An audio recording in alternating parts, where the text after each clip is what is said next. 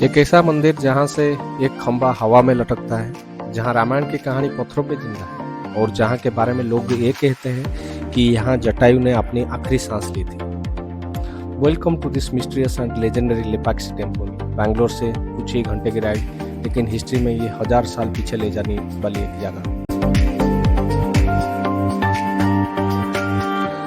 आज हम एक्सप्लोर करेंगे इंडिया के सबसे मिस्टीरियस टेम्पल में से एक, hidden story, hanging pillar, giant Nandi और वो सीक्रेट्स जो आज भी साइंस को कंफ्यूज करते हैं।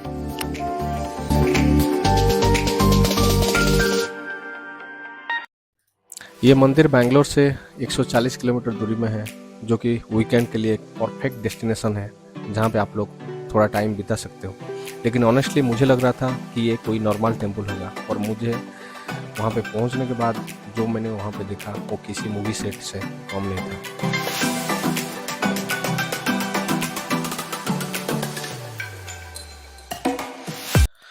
16th सेंचुरी में ये टेम्पल विजयनगर एम्पायर के द्वारा बनाया गया था, और यहाँ पे मेन लॉर्ड जो है शिव जी है। लेकिन यहाँ का नाम लेपाक्षी कैसे हुआ, इसका कहानी आपको मंदिर के थोड़ी दूरी में ये पार्क आपको बताएगी। और रामायण के अनुसार जब रावण सीता माता को ले जा रहा था, तब जटायु ने उसे रोकने की कोशिश की थी। रावण के साथ लड़ाई में जटायु बहुत बुरी तरह से घायल हो चुका था। बाद में जब श्री राम जी पहुंचे थे, उन्होंने जटायु को देखकर ये कहा था ले पक्षी, जिसका मतलब हिंदी में होता है उठो पक्षी। ओके, तो तब से इस जगह का नाम है लेपाक्षी। और कुछ ही दूर में मंदिर से 200 मीटर दूरी में ये पार्क है। आप जब जाओगे तो ये पार्क देख सकते हो, और ये ऐसी जगह जहाँ माइथोलॉजी और रियलिटी एक दूसरे में ब्लेंड हो जाते हैं।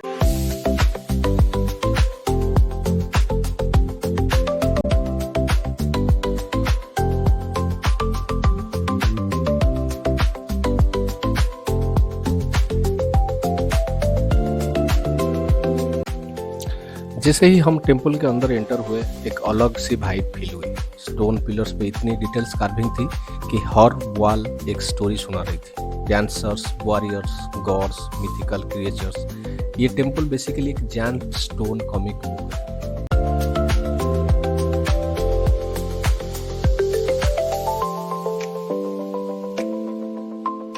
और सबसे शॉकिंग पार्ट, टेम्पल के सीलिंग पे बनी है पेंटिंग्स।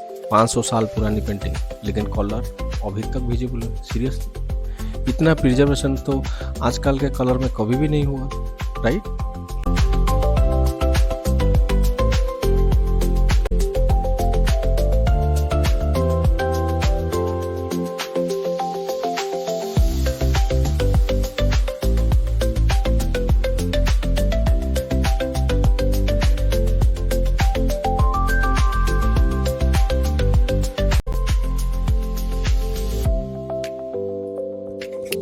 लेपाक्षी का एक अगला वंडर है यहाँ का नागलिंग। मंदिर के आउटर कंपाउंड में एक बहुत ही विशाल काया ग्रेनाइट रॉक है, जिसे काट कर एक ही दिन में ये बहुत बड़ा स्कल्पचर बनाया गया था। ये बड़ा सा शिवलिंग है, जिसके ऊपर एक 7 फन वाला सांप यानी नागराज कॉइल्ड पोजीशन में छत्र बनाकर खड़े हैं। ये पूरी इंडिया का सबसे बड़ा मोनोलिथिक नागलिंग स्कल्पचर माना जाता है।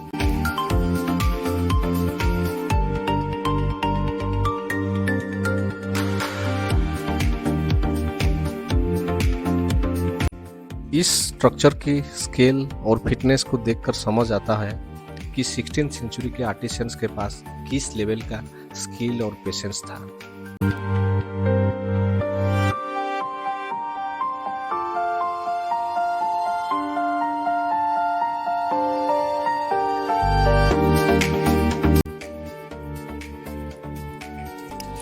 जब आप मंदिर के अंदर थोड़ा आगे बढ़ोगे तो आपको दिखेगा एक अधूरा सा स्ट्रक्चर, जो है कल्याण मंडप। ये मंदिर का मैरिज हॉल था, जहां मां पार्वती और शिव जी के विवाह को डिपिक्ट करने के लिए बनाया गया था। हर एक खंबे पे आपको अप्सरा, डिवोशंस और म्यूजिशियंस की ऐसी बारीकी से कार्विंग मिलेगी जो आपको हम्पी की याद जरूर दिलाएगी। लेकिन ये अधूरा क्यों रह गया, इसके पीछे भी एक कहानी है।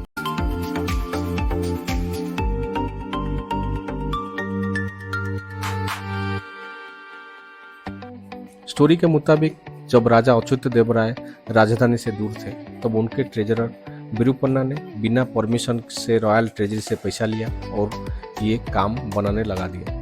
बट जब राजा वापसी आए तो उनको पता चला कि ट्रेजर खजाना तो खाली हो चुका है, ट्रेजर तो खाली है। तो उन्होंने गुस्से में आके आदेश दिया कि विरूपन्ना को अंधा कर दिया जाए। ये उसके पीछे की कहानी। और विरूपन्ना अंधा होने के बाद आज भी स्ट्रक्चर जैसा था वैसा ही है।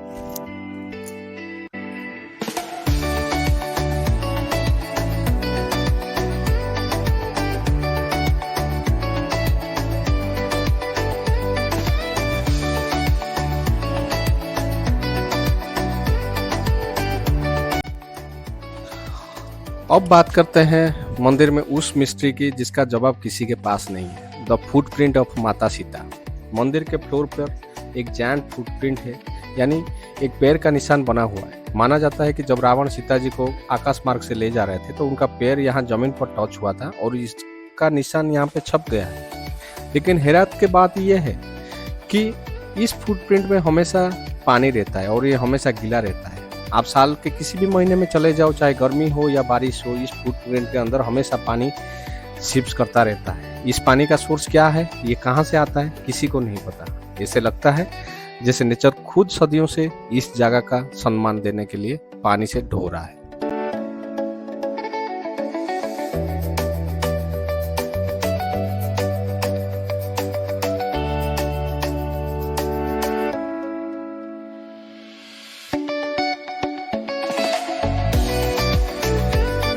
लिपक्षी टेम्पल के दीवारों पर आज भी कुछ एंशिएंट राइटिंग और इंस्क्रिप्शंस देखने को मिलते हैं। 500 साल पहले मॉडर्न मशीन था, ना कंप्यूटर्स थे, तब लोग पत्थरों पर हिस्ट्री लिखा करते थे। इमेजिन करो, हम आज इंस्टाग्राम में कैप्शन लिखते हैं, लेकिन उस जमाने में लोग अपनी कहानियाँ, अपनी कल्चर, अपनी बिलीफ इस पत्थरों में अमर कर देते थे। ये इंस्क्रिप्शंस मोस्टली विजयनगर एम्पायर के टाइम के माने जाते हैं। कुछ जगह पर पुरानी तेलुगु और कन्नड़ा लिपि के ट्रेसेस भी देखने को मिलते हैं।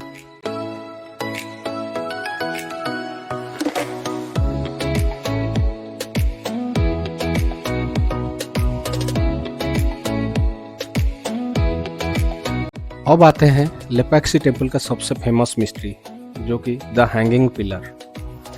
टेम्पल में टोटल 70 पिलर्स हैं, लेकिन उनमें से एक पिलर ग्राउंड को टच नहीं करता।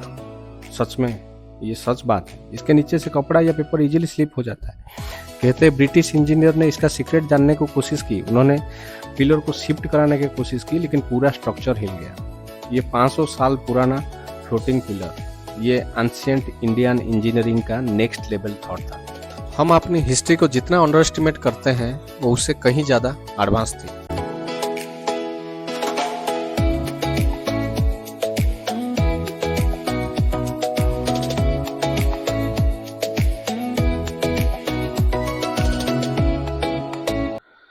दोस्तों, मंदिर से थोड़ा ही दूर बैठा इंडिया का सबसे बड़ा मोनोलिथिक नंदी स्टैचू आज भी इस जगह का शान है। ये मोनोलिथिक मतलब ये होता है कि सिंगल पत्थर में बनाया हुआ नंदी। लेपैक्सी हमारे एंशिएंट इंजीनियर का ऐसा मास्टर स्ट्रोक है जिसके हर किसी को एक बार आके जरूर देखना चाहिए। आपको इन तीनों मिस्टीरियस चीज में कौन सा अच्छा लगा, कमेंट सेक्शन में जरूर बताना। और ये सिंगल स्टोन से बना हुआ नंदी अराउंड 20 फीट का है। दूर से देखने पे ये आपको स्केल समझ नहीं आएगा। हर कार्विंग, हर डिटेल यहाँ पे ऑन रियल लगता है। इमेजिन करो 500 साल पहले बिना कोई मशीन का लोगों ने हाथों से ये बनाया हुआ है मास्टरपीस कैसे बनाया होगा। यही चीज इंडियन आर्किटेक्चर को लेजेंडरी बनाता है।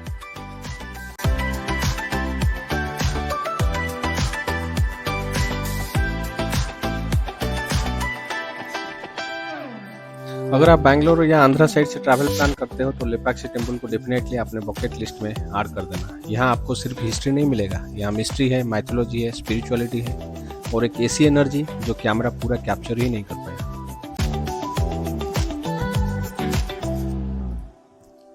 सो guys, Lepakshi was an absolute banger of a ride. Bangalore के पास इतने सही हिस्ट्री और आर्किटेक्चरल मिस्ट्री है, हर ट्रैवलर, हर ब्लॉगर को यहाँ पे जाना चाहिए।